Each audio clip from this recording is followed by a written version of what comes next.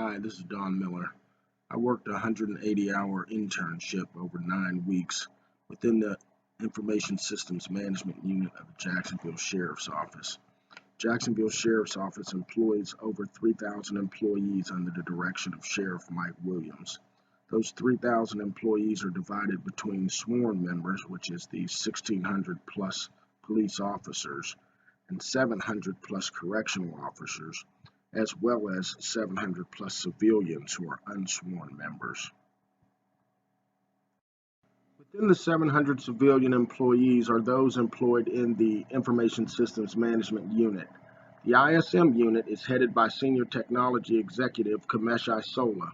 The mission of the ISM unit is to continually improve the efficiency and capabilities of Jacksonville Sheriff's Office by effectively implementing and managing information systems resources.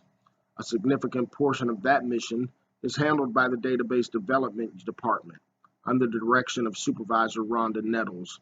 In my internship, I reported directly to Rhonda Nettles, and my duties included performing any required tasks that provided support and direction in the management of information resources.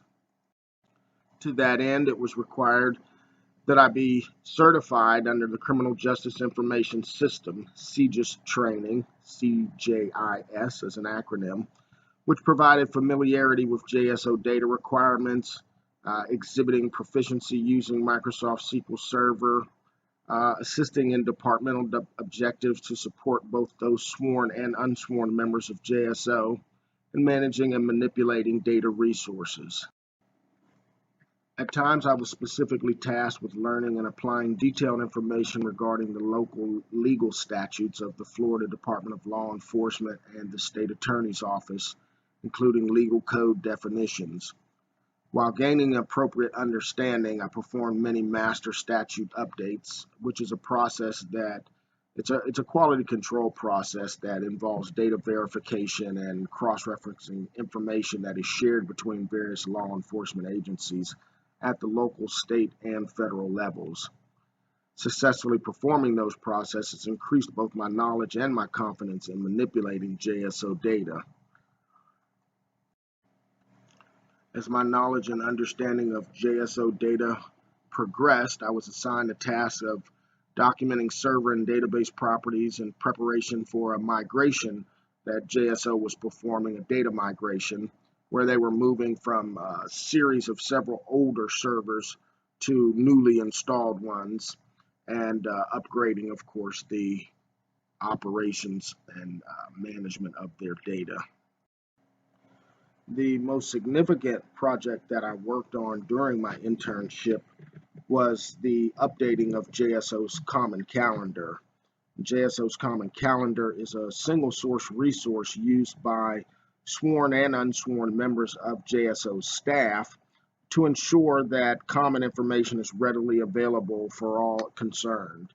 My update tasks included extending the patrol squad's days on-off calendar data out through the year 2050, extending the daylight savings time calendar data out through the year 2050, extending the data for the common federal holidays calendars out through the year 2030, extending the data of the school in or out of session calendar out to the year 2019, the data for the schools being in or out of session is not available past the point of the year 2019 at this time, and so I was only able to extend that out to the year 2019.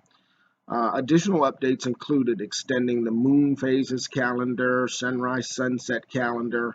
Interestingly enough, all that data impacts patrol staffing requirements and what the officers have as an understanding of what they may encounter on any given day. For instance, if they see a bunch of kids out during school hours, then it's important for them to know whether school is actually in session or not on that day. Other factors such as moon phases, they're inclined to staff more patrol officers on nights where the moon is full.